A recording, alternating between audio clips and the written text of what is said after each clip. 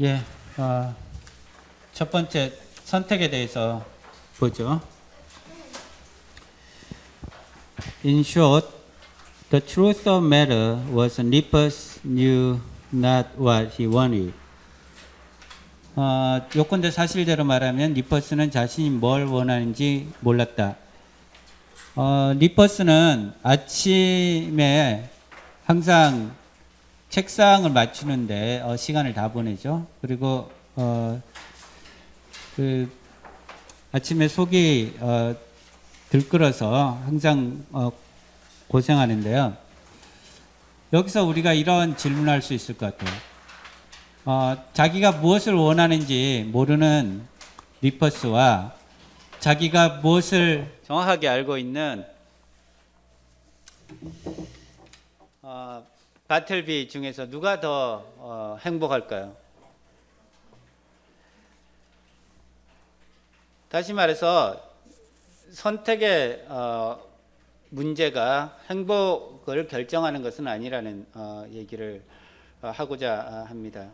그것은 행복의 문제가 아니라 자기가 어떤 가치관을 갖고 있는지에 따라 다르다라는 얘기가 되는 것이죠. 두 번째 문장을 보면요. I would prefer not to, said he. I looked at him steadfastly. His face leaned composed. His gray eye dimmed calm. Not a wrinkle of agitation rippled him. Had there been the least uneasiness, anger, impatience, or impertinence in his manner?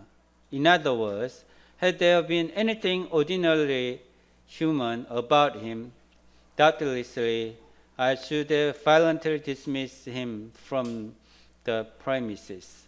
But as it was, I should have as soon thought of turning my pale plaster of Paris bust of Cicero out of doors.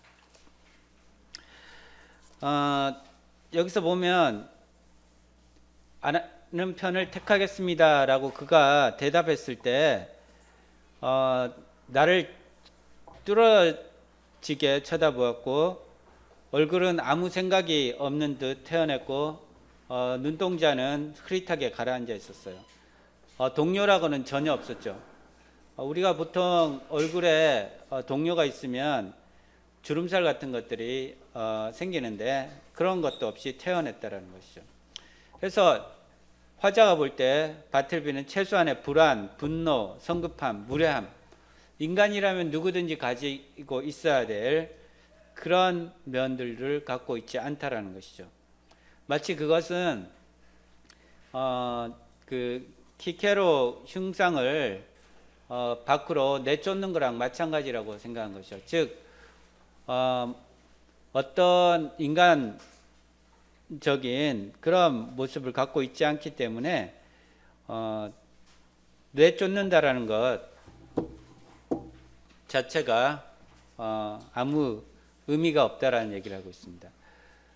여기서 강조하는 것은 우리가 어떤 결정을 할 때 항상 고뇌를 하고 또 항상 이것 아니면 저것에서 생기는 어떠한 위험부담을 생각하게 되는데 바틀비는 명확하게 자기가 무엇을 원하는지 너무나 잘 알고 있고 그리고 그것을 표현하는 데 있어서 전혀 동요함이 없다라는 것을 알 수 있습니다. 어떤 의미에서는 대단히 한편으로는 비인간적인 그런 모습을 보여주고 있는 것이죠.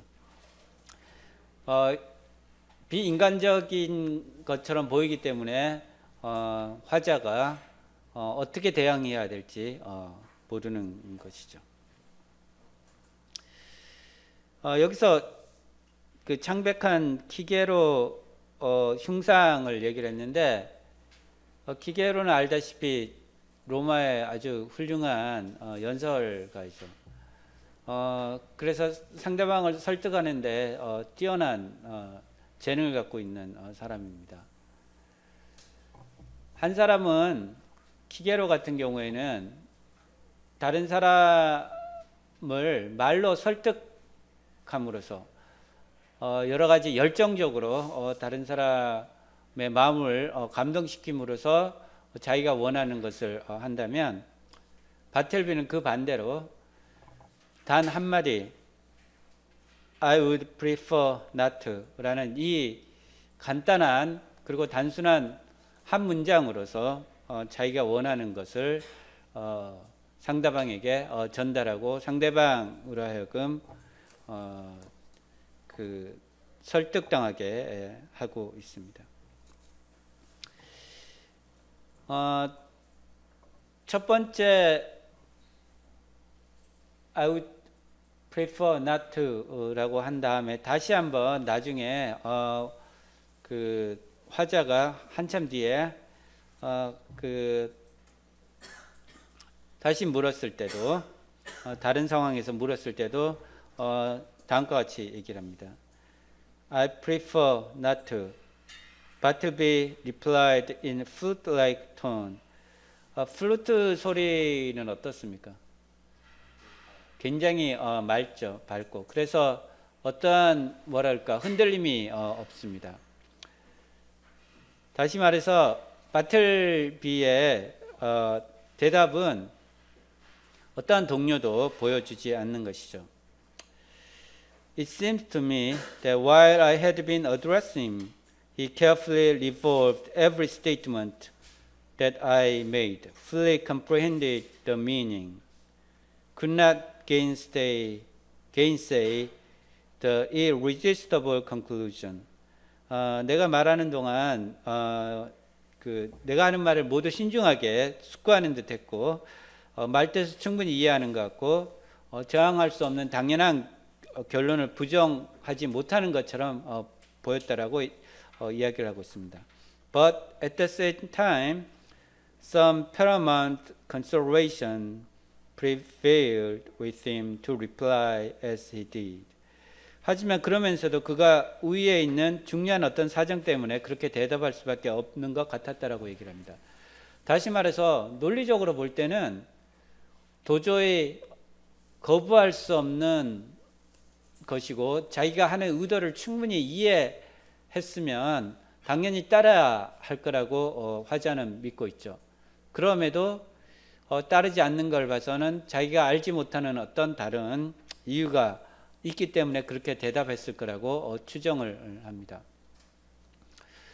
여기서 알다시피 바틀비의 그 선택, 소극적인 저항은 화자가 흔히 생각할 수 있는 또는 화자가 그동안 가지고 있었던 가치관으로는 이해할 수 없는 어떤 부분을 담고 있다는 것을 여기서 암시하고 있습니다.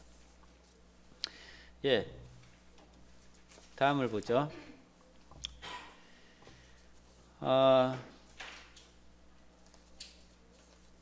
그 다른 또 상황인데요. Why, how now, what next? Exclaimed I. Do no more writing? No more. And what is the reason? Do you not see the reason for yourself? He indifferently replied. 처음에는 바틀비가 같이 원고를 쓴 거를 읽어보자고 하는 것을 거부했는데 며칠 뒤에는 필경하는 것, 필사하는 것 자체도 거부를 합니다. 그래서 화자가 묻습니다. 이유가 무엇이고 어째서 그렇고 다음에 왜 그런 일들이 더 이상 필사하지 않겠다고 하는지 모르겠다라고 얘기를 합니다. 그래서 다시 한번 하지 않겠냐고 물어봤더니 하지 않겠다고 얘기했고 이유가 뭐냐고 물어봤더니 바틀비의 대답이 그 이유를 스스로 알지 못하냐고 이렇게 묻습니다. 다시 말해서 바틀비가 볼 때는 자기가 이렇게 그 필사를 더 이상 하지 않는 이유가 자명한 것이고 그것은 설명이 필요 없다라고 생각하는 것이죠. 우리가 어떤 진리 같은 것, 예를 들면 수학적 진리 같은 경우에 1 플러스 1은 2라는 것은 누구에게 설명할 필요가 없는 것이죠. 그걸 설명한다는 것은 바보짓일 것입니다. 마찬가지로 여기서도 바틀비가 볼 때 자기가 이렇게 필사하는 것을 거부하는 것은 너무나 당연한 것이고 너무나 자연스러운 것이기 때문에 이렇게 화자가 자기를 이해 못하는 것, 아니 어째서 더 이상 필사하지 않겠다고 이렇게 외치는 것을 비난, 일종의 이해할 수 없다라는 얘기를 하고 있는 것이죠. 그래서 여기서 알 수 있듯이 발트비의 저항은 그가 볼 때는 너무나 명확한 이유가 있는 것이고, 반대로 화자가 볼 때는 어떤 논리적 선택, 어떤 논리적 사고를 하더라도 절대로 알 수 없는 어떤 모호한 지점이 있다라고 얘기를 하는 것이죠.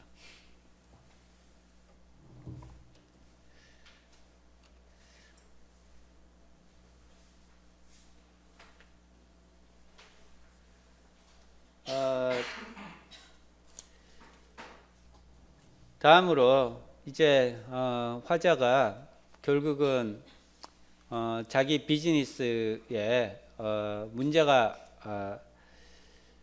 된다라는 것을 알고 나서 바틀비를 내보내기로 결정합니다.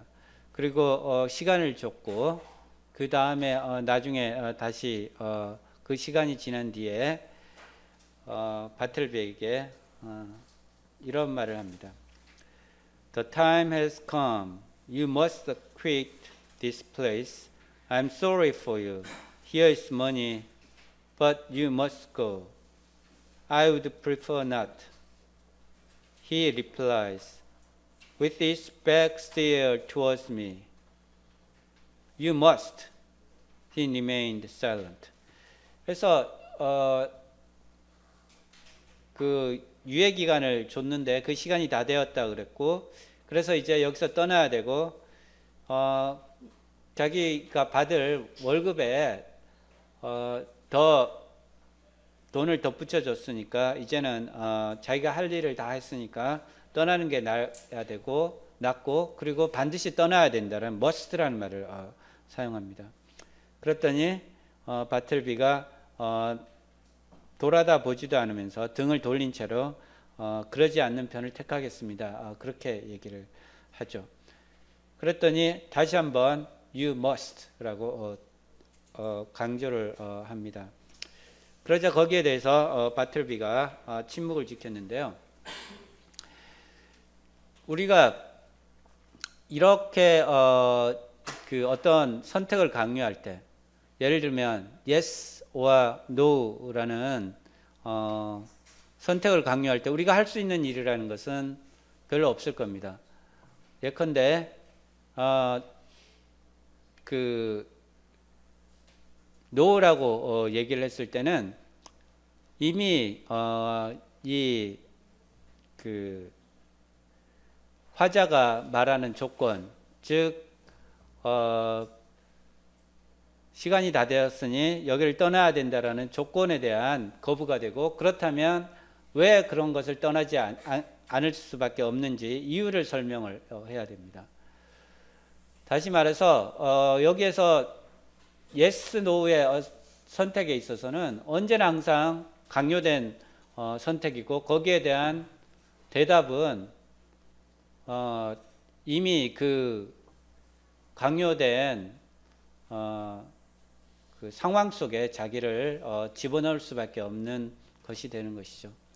그래서 이런 강요된 대답의 가장 좋은 그 대꾸 방법이 바로 침묵으로 천묵을 지키는 것이죠.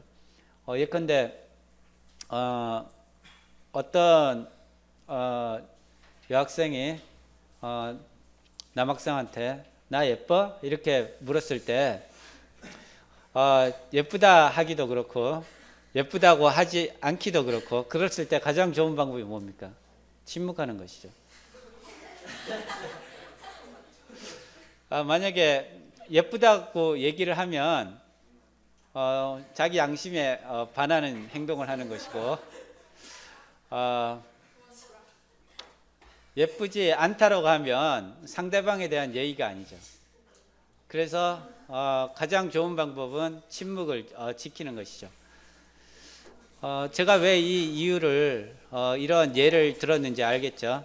그래서 바틀비가 여기서 택한 방법이 바로 예스 노우의 어떤 흑백의 논리를 벗어나는 어떤 그 대꾸 방법을 보여주고 있습니다. 그런 어떤 선택을 보여주고 있는 것이죠. 그래서 바틀비의 말 자체도 I would prefer not to, 이것도 같은 맥락에서 생각할 수 있습니다. 일종의 yes, no가 아닌 그 중간에 제3의 어떤 길을 택한 것이라고 볼 수 있는 것이죠.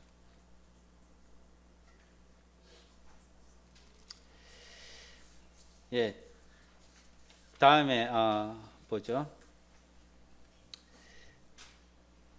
I would not like it at all, though as I said before, I'm not particular. 전혀 마음이 없습니다. 하지만 앞서 말씀드렸듯이 저는 특별하지 않아요. 저는 그 까다롭지 않아요. 이렇게 얘기를 하고 있습니다. 이런 말을 함으로써 자신이 이렇게 거부하는 것은 예컨대 어떤 근무 환경이 마음에 안 들어서, 또는 월급이 마음에 안 들어서, 아니면 어떤 특별한 직업이 마음에 안 들어서 이런 것들을 거부하는 것이 아니죠. 이 화자가 바틀비에게 뭐 여러 가지 직업을 구해주겠다라고 얘기했지만 그걸 거부하면서 자신은 까다롭지 않다라고 얘기를 했어요.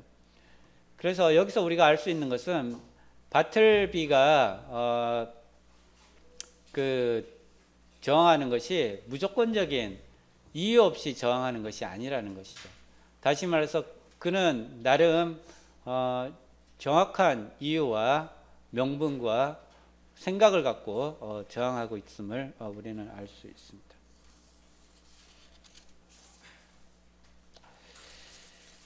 그 다음 장면은요, 그 바틀비가 이제 툼스라는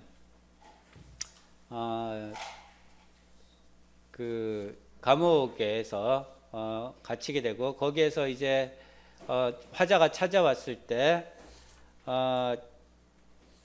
그 거부를 했고, 마지막으로는 이제 음식 거짐 거부를 하면서 죽게 되는데, 그 마지막으로 찾아왔을 때 바틀비의 모습을 그리고 있습니다. 보면 strangely huddled at the base of the wall, his knees drawn up and lying on his side, he said, touching the cold stones, I saw the wasted Bartleby, but nothing stirred. I paused, then went close up to him, stooped over, and saw that his dim eyes were open. Otherwise, he seems profoundly sleeping. Something prompted me to touch him. I felt his hand when a tingling shiver ran over my arms and down my spine to my feet. 그래서 이상하게 웅크리고 무릎을 끌어안고 모로 누워서 차가운 돌에 머리를 대고 있는 쇠약한 바틀비를 보았죠. 이미 죽었기 때문에 전혀 움직임이 없었고, 그래서 잠시 멈췄고 다가가서 몸을 굽혀서 보니 멍하니 눈을 뜨고 있었죠. 그 눈을 뜨고 있는 것 말고는 마치 깊이 잠이 들고 있는 것 같았어요. 그래서 뭔지 모르지만 내면의 어떤 무슨 충동에 의해서 그를 이렇게 만지게 됐는데 손을 만졌어요. 그 순간 어떤 짜릿한 전율이 팔을 타고 척추로 올라와서 발까지 내려갔다라는 이야기를 하고 있습니다. 바틀비는 자살을 한 건가요? 알 수가 없죠. 그가 감옥이 마음에 안 들어서 그냥 음식을 거부한 건가요? 어떤 이유인지 알 수 없지만 어쨌든 생을 스스로 포기한 것은 분명한 것처럼 보입니다. 그런데 여기서 화자가 왜 죽어 있는 바틀비, 여기서는 마치 그 엄마 뱃속에 있는 태아 같은 모습을 하고 죽었는데, 그리고 눈동자는 뭔가 다른 곳을 바라보고 있는, 그래서 눈을 그 멍하니 쳐다보고, 그래서 뭔가 생각을 하고 있지만 무슨 생각을 할 수 없는 그런 눈동자를 한 채 깊이 잠들어 있는 그런 모습을 보여주고 있습니다. 근데 그의 손을 잡는다는 건 어떤 의미인가요? 우리가 보통 손을 언제 잡죠? 누군가의 도움을 줄 때, 아니면 누군가에게 동정심을 느낄 때, 아니면 동지애를 느낄 때 그 손을 잡습니다. 손을 잡았을 때 뭔지 알 수 없지만 짜릿한 전율이 온몸에 퍼지는 것을 느끼죠. 여기서 전율이 흐른다라는 것은 여러 가지 감정이 있을 것 같아요. 바틀비가 이렇게 안타깝게 죽은 것에 대한 그 슬픔, 고뇌, 또는 자기에 대한, 자기가 그렇게까지 할 필요가 없었는데에 대한 어떤 죄책감, 또 분노, 뭐 절망감, 뭐 여러 가지 감정이 올라올 것 같아요. 그래서 여기서 우리가 화자가 마지막 순간에 와서 바틀비가 죽었을 때 비로소 손을 잡아준다라는 것을 볼 수 있는데 상당히 아이러니컬한 순간이라고 우리는 이야기할 수 있을 것 같아요. 예, 여기서 보면 그 감옥을 이야기할 때 cold stone이라는 말을 한다든가 wall, 뭔가 사방이 이렇게 갇혀 있는 이런 곳이죠. 그런 곳에서 바틀비가 결국은 죽게 됩니다.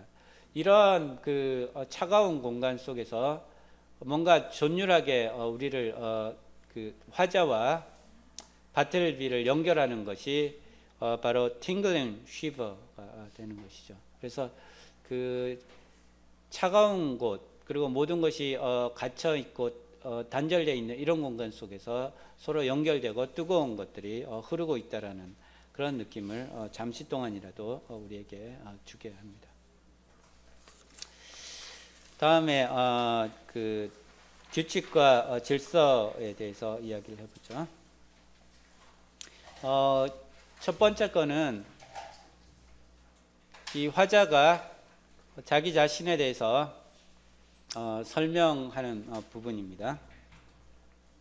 All who know me consider me an eminently safe man. The late John Jacob Astor, a personage little given to poetic enthusiasm, had no hesitation in pronouncing my first grand point to be prudence, my next method. 그 자신을 아는 사람들은 더할 나위 없이 자신을 안심할 수 있는 사람이라고 여긴다라고 이제 얘기를 합니다. 여기서 safe라는 말이 강조됐는데, 그래서 예를 들면 당시에 최고의 부자였던 존 에이컵 에스터 같은 경우에는 실적 열정도 없고 아주 냉정한 사람인데도 나의 첫 번째 강점이 신중함이고, 그 다음이 method, 어떤 그 방법 또는 체계성이라고 얘기를 합니다.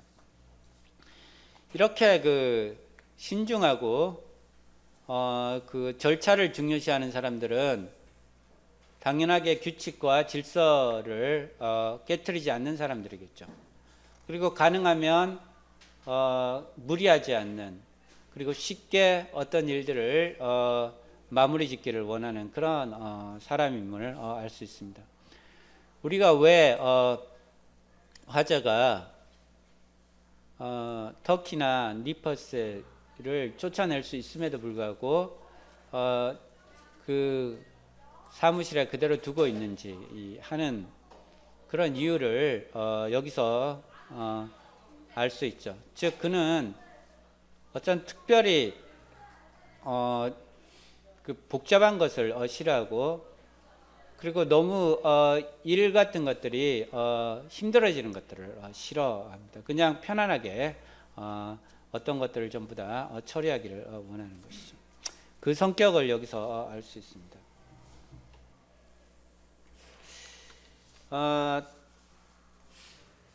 다음으로요,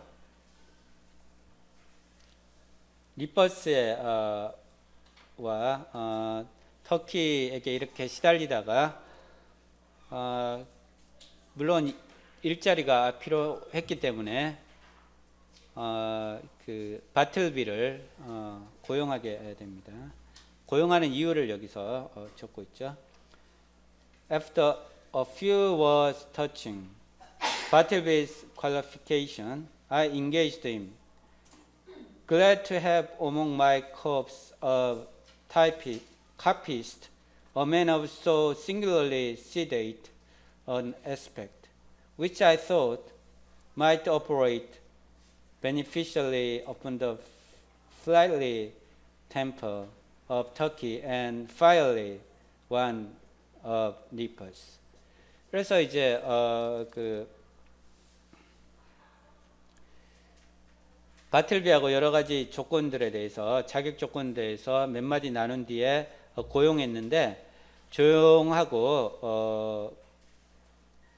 그 침착한 이런 성격이 어쩌면 변덕스러운 터키나 불같은 성격의 니퍼의 성격에 영향을 주어서 그 좋은 그 사무실 분위기를 가져올 수 있을 것이라고 생각을 하죠. 여기서도 알 수 있듯이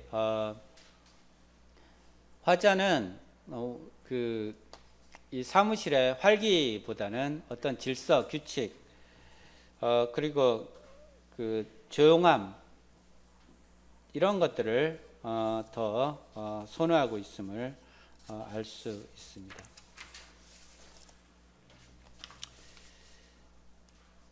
다음에 보죠. 바틀비가 그 바틀비가 없을 때, 다른 곳에 있을 때 그 사무실 어딘가에 있었겠지만 그 화자가 들어와서 이렇게 살펴봅니다. 그때 이제 뭐 여기 저기에 그 진저 케이크 부스러기가 있는 것을 보게 되죠. 그러면서 바틀비도 뭔가 먹긴 먹는구나 하는 것들을 알게 되죠. 그러면서 이런 생각을 합니다. Now, what was ginger? Hot, spicy thing. Was Bartleby hot and spicy? Not at all. Ginger.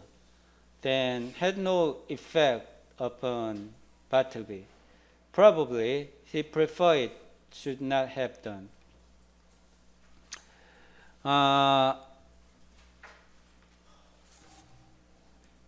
생강이 어떤 겁니까? 아주 그 자극적이고 싸한 맛이 나는 것이죠. 그러면 우리가 어떤 음식을 먹었을 때 그 음식에 맞춰서 보통 그 성격이 드러나게 되죠. 예컨대 멕시코 사람들은 그 매운 음식을 먹었기 때문에 굉장히 핫 템퍼, 성격이 불같은 사람들이 되고, 마찬가지로 그 어떤 마일드한 음식을 먹으면 마일드한 성격을 보통 갖게 되는 것이죠. 그런데 생강을 먹는 바틀비가 전혀 그 자극적이고 싸하지도 않습니다. 그래서 음식이 바틀비에 어떤 영향도 주지 못한다는 것을 알 수 있죠. 그래서 단순히 외부 환경뿐만 아니라 어떤 자연적인 것, 본능적인 것조차도 바틀비에게 아무런 영향을 미치지 못한다는 것을 여기서 알 수 있습니다. 다시 말하면 규칙과 질서라는 것이 외부에서 어떤 부과되는 힘이라면 바틀비는 그런 것이 심지어 그 자연적인 힘이라 할지라도 영향을 받지 않는다라는 것을 여기서 알 수 있습니다. 그 다음 거요. Nothing so aggravate an honest person as passive resistance. 소극적인 저항만큼 열정적인 사람을 괴롭히는 것도 없다라고 얘기를 했는데 왜 그럴까요? 열정적인 사람은 보통 무엇을 원합니까? 어니스트한 사람들은 뭔가 명확한 걸 원하죠. 이것 아니면 저것, 흑백을 원합니다. 그런데 저항이면서도 소극적인 거예요. 그래서 이것을 저항인지 아니면 저항하지 않는 것인지 명확지가 않죠. 굉장히 친절하면서도 예의 바른 그런 저항이기 때문에 더 힘든 것이죠. 그래서 화자는 바틀비의 저항을 이해하기 힘든 것이죠. 이 변호사는 뭐든지 잣대로 명확하게 잴 수 있고 흑백으로 나눌 수 있는 그런 규칙과 질서에 익숙해져 있는 사람이죠. 그런데 바틀비의 어떤 소극적인 저항 같은 것은 그것으로 나눠지지 않는 어떤 것이기 때문에 혼란을 겪고 있는 것이죠. 그 다음에 보죠. As I afterward learned, poor Scrivener, when told that he must be conducted to the tombs, offers not the slightest obstacles, but in his pale, unmoving way, silently acquiesced. 나중에 알게 된 사실이지만 그 불쌍한 필경사는 툼스 구치소로 연행되어야 된다는 말을 듣고는 전혀 저항을 하지 않습니다. 생기도 없고 동료도 없는 그 특이한 태도로서 그들을 조용히 쫓아갔죠. 여기서 우리가 그 저항이 없다라는 말을 하고 있는데 앞에서 우리가 바틀비는 그 건물 주위에서 계속해서 머무르고 있었습니다. 그런데 그 경찰들이 와서 데려갈 때 어떤 저항도 하지 않았어요. 여기서 약간의 그 바틀비에게 그 변화가 있다라는 것을 알게 되죠. 어떤 변화입니까? 앞에서는 바틀비는 저항을 하되 여전히 나름 그 삶에 대한 희망이랄까? 아니면 그 체계를 바꿀 수 있을 거라는 희망, 아니면 최소한 자기의 저항의 어떤 그 뭐라 그럴까? 그 결과를 기대했을지 모르죠. 그런데 여기서는 순수하게 어떤 저항도 없이 쫓아갑니다. 그래서 우리가 여기서 바틀비가 어쩌면 자기 삶 자체를 전부 다 포기하려는 그런 마음을 가졌다라는 것을 어느 정도 생각해 볼 수 있는 것이죠. 앞에서는 진저 케이크를 먹습니다. 그런데 여기서는 더 이상 먹지 않게 되죠. 그럼으로써 그 더 극단적인 형태의 그 저항을 보여주고 있는 것이죠. 다시 말하면 앞에 저항은 어떤 결과를 생각하면서 하는 저항이고, 이것은 아무런 결과도 예측하지 않은 상태에서, 다시 말해서 저항 자체만 중요시되는 그런 저항을 여기서 하게 되는 겁니다. 궁극적인 저항은 말 그대로 아무것도 하지 않는 것이죠. 심지어 먹는 것까지 거부하는 것이죠. 다음으로 언어와 의사소통의 문제에 대해서 보기로 하죠. I sat a while in perfect silence, railing my stunned faculties. Immediately, it occurs to me that my ears had deceived me, or Bartleby has entirely misunderstood my meaning. I repeated my request in the clearest tone I could assume, but in quite as clear one came the previous reply. I would prefer not to. 처음에 이제 그 화자가 바틀비에게 그 필경한 것을 읽어보자고, 필사한 것을 읽어보자고 얘기했을 때, 안 하는 편을 택하겠습니다라는 대답을 했을 때 거기에 대한 반응을 보여주고 있는 것이죠. 여기서 보면 그 화자는 전혀 이해를 할 수가 없죠. 왜 거부를 하는지, 그리고 자기가 잘못 들은 것인지, 아니면 바틀비가 잘못 이해한 것인지 명확하게 결정을 내릴 수가 없습니다. 그래서 다시 한번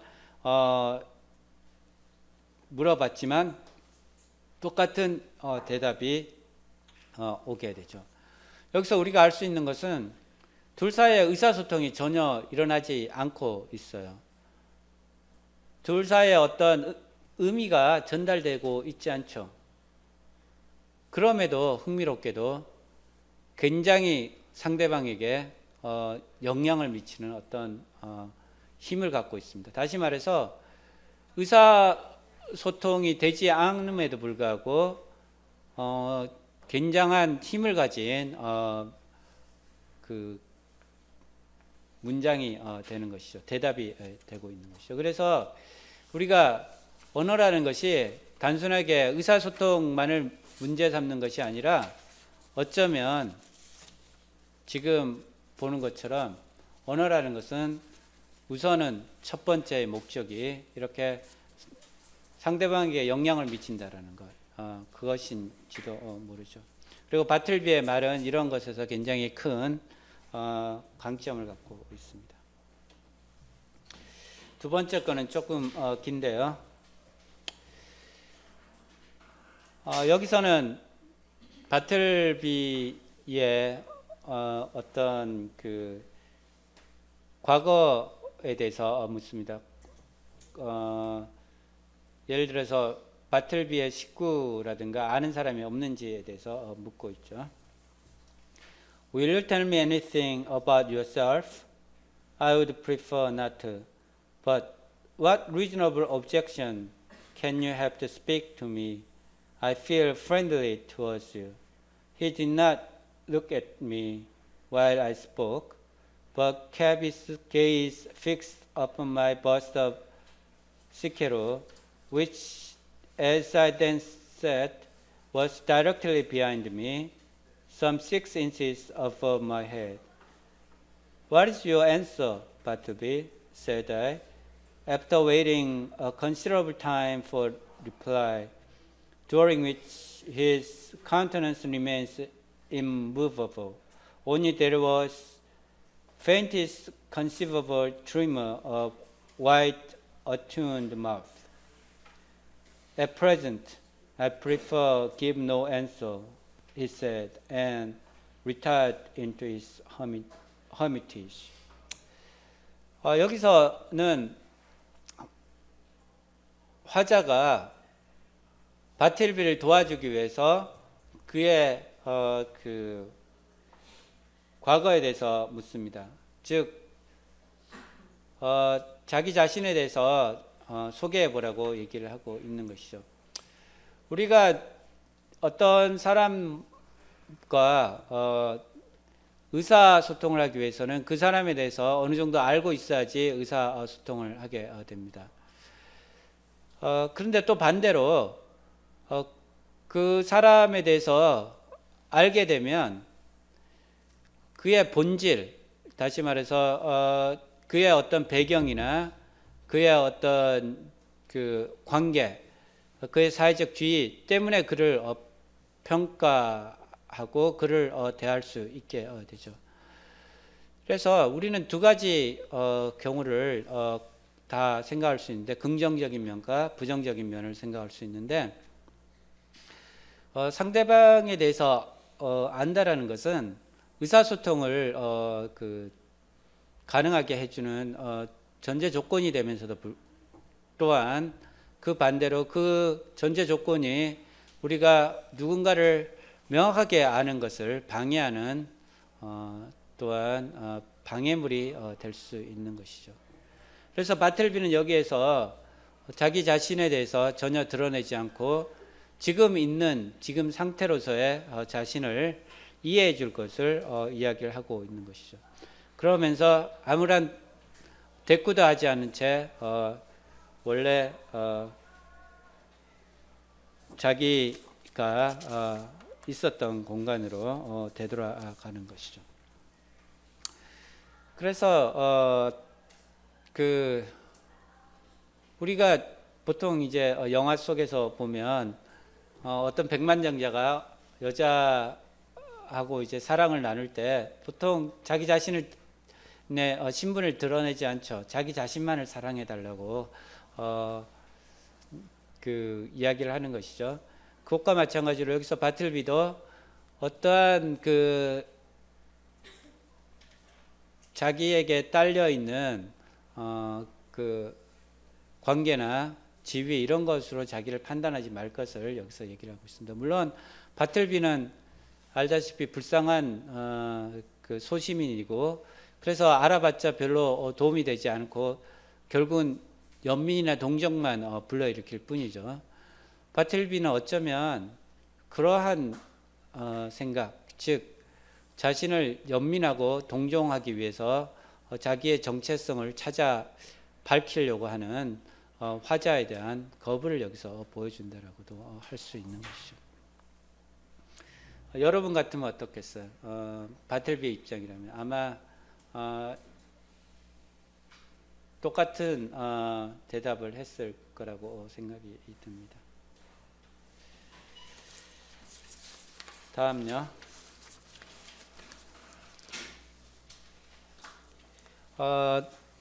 바틀비의 I would prefer not to라는 말은 영어에서 보통 사람들이 보통 쓰지 않는 특이한 말입니다. 다시 말해서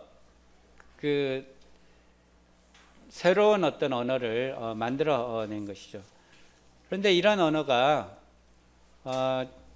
일상적이고 어떤 규칙적이고 질서적인 그런 언어와는 다른 언어임에도 불구하고 결국에는 다른 사람에게 영향을 미쳐서 그 사람들조차도 그런 말들을 쓰게 한다라는 것을 여기서 이야기를 하고 있는 것이죠. 보면 somehow of late I had got into the way of involuntarily using this word prefer upon all sort of not exactly suitable occasion. And I tremble to think that my contact with the Scrivener have already and seriously affected me in the mental way. And what further and deeper aberration might it not yet produce? 그런데 이런 택한다라는 말이 자신도 모르게 화자도 별로 적합하지 않다라고 생각하는 경우에도 쓰게 됐고, 그것이 일종의 습관이 됩니다. 그래서 이것에 대해서 필경사는 흥미롭게도 어떻게 얘기합니까? 자기 정신에 심각한 영향을 미쳤다라고 얘기를 하면서 걱정을 합니다. 그래서 이것이 일종의 비정상적인 aberration 이라고 생각하고 그것이 다시 나타날까봐 두려워하게 되는 것이죠. 다시 말해서 이 바틀비가 하는 행동은 단순하게 그 소극적 저항으로 끝나는 것이 아니라 이미 그 화자에게 영향을 미치고 있는 것이죠. 그래서 화자조차도 언어 습관에 있어서 변화를 가져오고 있는 것을 여기서 알 수 있습니다. 근데 이것을 병적이고 그리고 비정상적인 것으로 생각해서 거부하려고 하고 있는 것이죠. 그럼에도 불구하고 이미 자기는 습관처럼 이 말들을 사용하고 있는 것이죠. 그 다음에는 가장 까칠한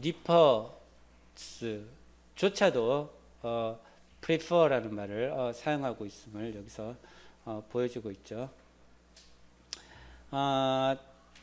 이제 터키가 전문을 열고 나간 때 이제 리퍼스가 그 화자를 흘끗 봅니다.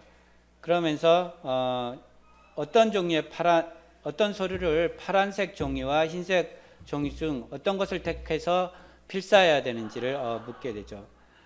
여기서 이제 그 택한다는 말에 힘을 주어서 얘기할 정도로 짓궂지 않다라고 얘기를 하면서 무심결에 그 말이 흘러나왔을 거라고 얘기를 합니다. 즉 거기에 보면 네 번째 줄에 It was plain that it involuntarily rolled from his tongue 이라는 말을 쓰고 있어요. 즉 자신도 모르게 니퍼스의 말 속에서 흘러나왔다라는 것이죠. 그 얘기는 어느덧 니퍼스에게도 무의식적으로 영향을 미치고 있다라는 것이죠. 그래서 이런 말을 합니다. I thought to myself, surely I must get rid of demented man who already has in some degree turned tongues, if not heads, of myself and clocks. 머리를 돌게 하지 않았다 하더라도 최소한 말을 돌게 만들었다라고 이야기를 하면서 말씨를 다 바꿔놓았다라고 얘기를 하면서 바틀비가 자신들에게 미치는 영향에 대해서 부정적이지만 일단은 영향을 미치고 있음을 이야기를 하고 있습니다. 물론 거부하려고 하고 있죠.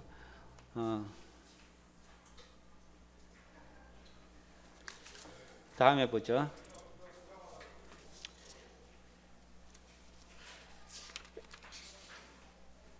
이것도 앞에서 했던 것인데요. 여기에서 보면 그 화자가 쓰는 말에서 강조점이 어디에 있습니까? must라는 말을 강조를 합니다. 그리고 시간이 다가왔다라고, 시간이 다 되었다라고 얘기를 하고 그러면서 거기에 보면 I'm sorry for you 라는 말을 하면서 동정하는 듯한 얘기를 하고 그러면서 here's money 라는 말을 씀으로써 물질적으로 어떤 돈을 주기도 합니다. 그래서 여기서 설득하는 방법을 보여주고 있는 것이죠. 다시 말하면 이제 내가 기간이 다 됐으니까 너를 따라야 돼. 그리고 내가 너를 하고 있고 돈을 주고 있으니까 나를 비난하면 안 돼. 그렇기 때문에 너는 떠나야 돼. 이런 식으로 이제 논리적으로 설명을 하고 있습니다. 그것에 대해서 바틀비는 논리적으로 대응하는 것이 아니라 반대로 이렇게 그 대꾸를 하지 않음으로써 저항하는 것이죠. 예를 들면 우리가 이제 여자친구하고 그 만나기로 했는데 약속 장소에 2시간 늦었어요. 그럼 여자친구가 굉장히 화가 났어요. 그 경우에는 어떻게 해야 됩니까, 여러분? 내가 늦은 이유는 뭐 회사에서 일이 있어서 갑자기 그 일을 처리하고 나올 수밖에 없어서 뭐 이런 식으로 얘기를 하면 이해를 못하죠. 도리어 화를 더 냅니다. 회사가 중요해, 내가 중요해 이러면서 이제 그런 식으로 이제 이야기할 수도 있는 것이죠. 그랬을 때는 어떻게 해야 됩니까? 말 그대로 감정적으로 그 논리적으로 대응하는 것이 아니라 감정적으로 대응하는 것이 중요합니다. 무조건 잘못했다라고 얘기를 하는 게 가장 좋은 방법이죠. 어떤 논리를 설명하더라도 그것은 통하지 않게 되니까요. 여기서 마찬가지입니다. 변호사가 그 접근하는 방식은 굉장히 논리적입니다. 그것에 비해서 바틀비는 굉장히 그 감성적으로 정확하게 그 자기의 할 말을 자기의 그 의도를 보여줍니다.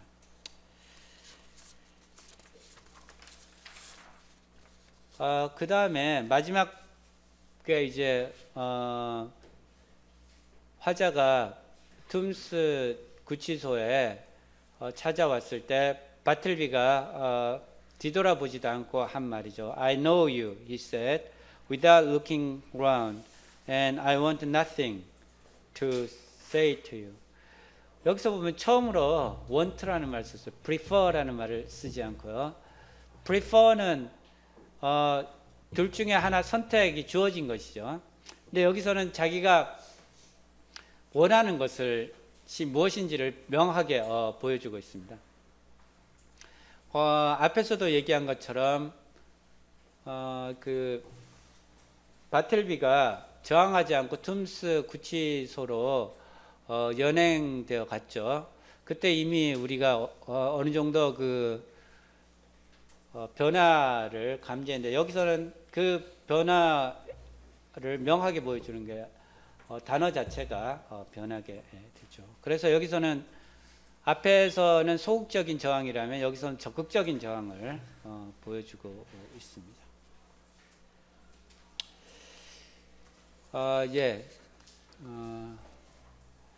아이솔레이션입니다. 바틀비를 보면 굉장히 그 인간 세계에서 소외되어 있다라는 것을 알 수 있는데 보죠. Meanwhile, Bartleby sat in his hermitage, oblivious to everything, but he saw particular business there.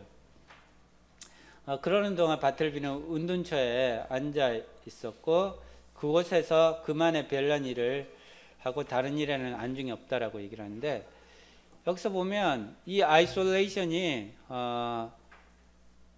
바틀비 스스로 이런 소외를 하고 있음을 알 수 있습니다. 다시 말하면 스스로 어떤 다른 사람들하고 단절하고 있음을 알 수 있는 것이죠. 또는 긍정적으로 얘기를 한다면 스스로 이런 다른 사람하고 단절할 수 있는 능력이 있다라는 것을 알 수 있습니다.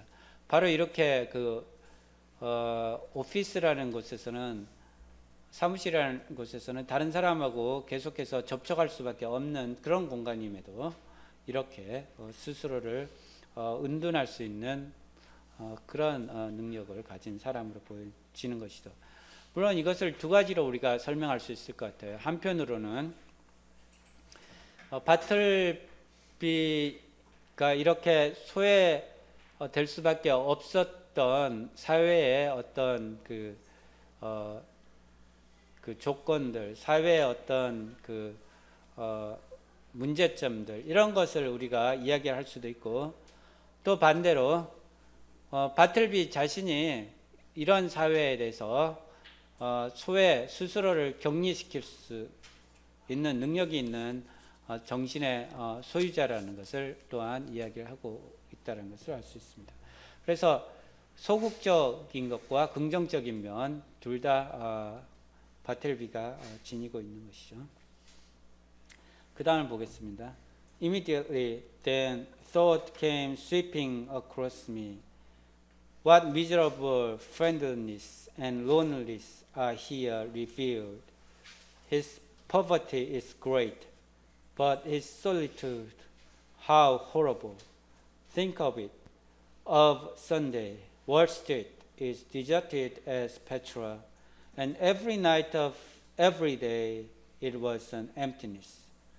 This building, too, which of weekends hums with industry and life, and nightfall echoes with a sheer vacancy, and all through Sunday is forlorn.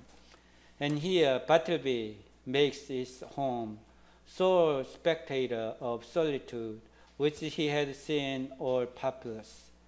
All sort of innocence and transformed Marius brooding among the ruins of Carthage. 그 1월 날 우연히 그 화자가 서류를 남겨둔 걸 생각하고 이제 그 사무실에 들어오게 되죠. 그런데 열쇠를 열려고 이렇게 열쇠 구멍에 열쇠를 넣었을 때 반대편에서 뭔가 이렇게 열쇠를 이렇게 우리가 문을 열려면 열쇠를 돌려야 되는데 그것을 잡고 있는 것을 알게 되죠. 그래서 바틀비가 아직 내 준비가 되지 않았으니 들어오지 말라고 하죠. 그래서 이 화자가 밖에 그 월스트리트를 이렇게 그 잠깐 산책을 합니다. 그러면서 생각한 것이죠. 1월 날 월스트리트는 아무도 없죠. 우리가 학교에 일요일 날 별로 사람이 없는 거랑 마찬가지죠. 이런 끔찍한 곳에 그 페트라처럼 그 로마의 그 어떤 휴양지가 사람들이 사라지고 나면 얼마나 그 허무하겠어요. 그런 곳인데 이런 곳에 이제 공허가 울려 퍼지는 곳에 일요일 내내 이제 버려져 있는데 거기에 바틀비가 혼자 있다라고 생각해 보라는 거죠. 이렇게 홀로 그 쓸쓸한 광경을 홀로 지켜보는 바틀비. 마치 그 로마의 마리우스가 카르타고의 전투에서 지고 나서 앞으로 어떻게 해야 될까 이렇게 생각하고 있는 모습과 비슷하다는 것이죠. 그래서 여기서는 가난보다 더 문제가 되는 것이 어떤 소외라는 것을 여기서 얘기를 하고 있는데 그가 생각할 때 바틀비는 인간 사회에서 소외된 어떤 인물, 그렇기 때문에 우리가 그 연민을 가질 수밖에 없는 인물로서 여기서 화자는 생각하고 있는 것이죠. 근데 한편으로 이게 맞는 말이지만 또 한편으로는 바틀비가 자신을 연민의 대상으로 여기기를 원치 않죠. 그렇다면 여기서 화자의 이런 생각은 잘못되어 있다라고도 우리가 볼 수 있는 것이죠.